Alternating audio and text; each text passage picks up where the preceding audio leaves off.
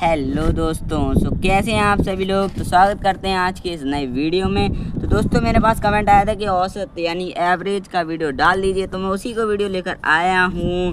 तो वैसे तो अपना सीरीज़ चल रही थी दो चर वाले रैखिक समीकरण की, लेकिन एकदम से हमारे पास कमेंट आता है कि भैया जी एवरेज का वीडियो डाल दीजिए। तो आज मैं सिखाऊंगा आपको एवरेज में एक्स का मान कैसे पता करना होता है। एक और वीडियो डाला है जिसमें एवरेज का मान पता करना होता है, लेकिन आज का जो सवाल आपको दिख रहा होगा 3x, x + 2, 2, 5 का औसत यानी एवरेज 4 है, तो x का मान पता करना है। तो आज हम पता करेंगे x का मान। तो जैसा कि आपको दिख रहा होगा हवा की आवाज़ आपको बराबर आ रही होगी। तो मौसम आज का बहुत ही अच्छा है, उसी के साथ लगाते हैं आज हम सवाल।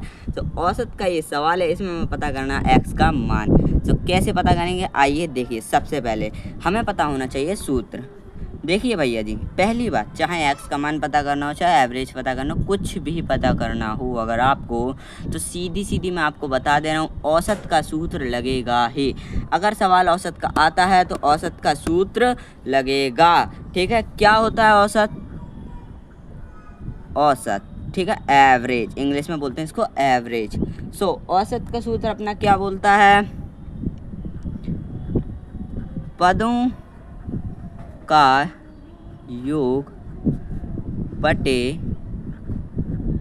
पदों की संख्या। यही बोलता है ना सूत्र अपना कि औसत बराबर पदों का योग बटे पदों की संख्या। अगर ये याद हो गया समझ लीजिए आपका आंसर आ गया। बस 50% आपका सवाल लग गया। बस आप ये सोच के बैठ जाइए। ठीक है, मान लिया अब मैंने लिख दिया औसत का सूत्र। अब सबसे पहले इसमें आप पद गिनना सीखिए।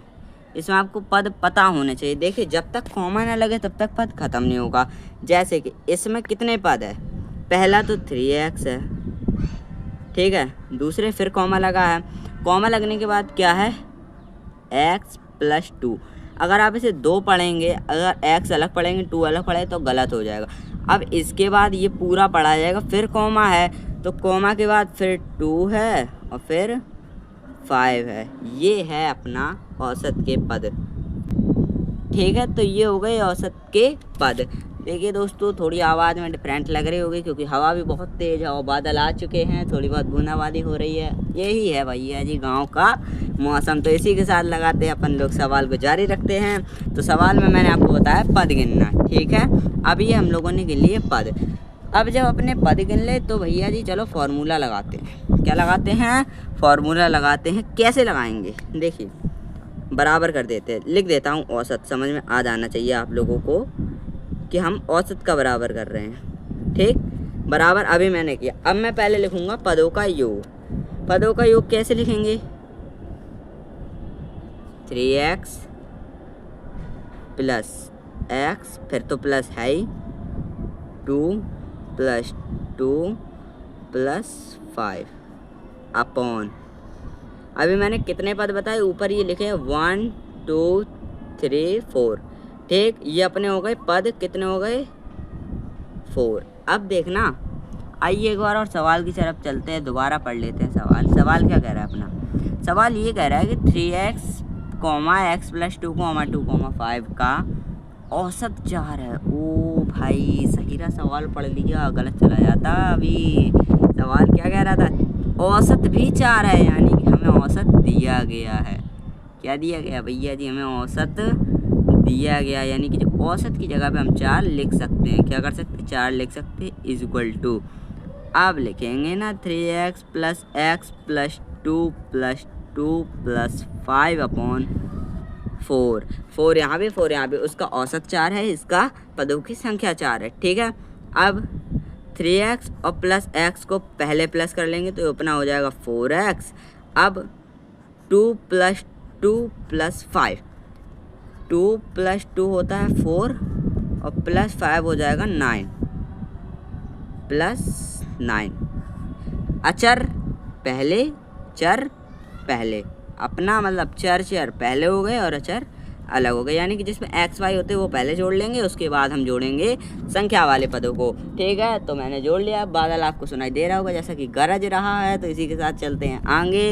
अपॉन में आ जाएगा 4 = 4।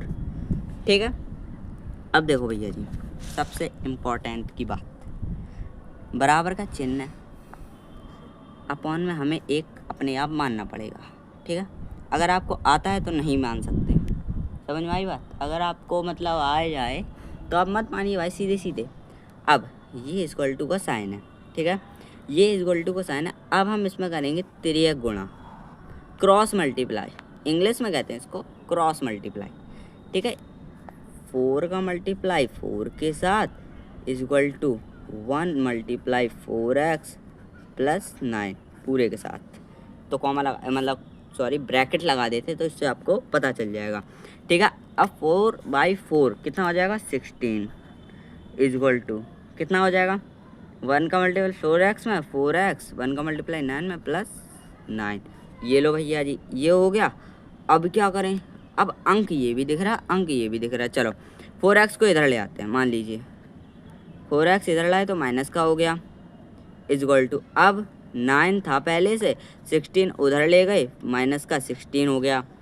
तो अब माइनस का 4x, ठीक है, माइनस का 4x इक्वल टू, अब 9 में से अगर मैं 16 सब्सट्रैक्ट करूँ यानी कि घटाऊँ तो मेरे पास कितना बचेगा, माइनस का 7 बचेगा कि नहीं, माइनस का 7 बचेगा।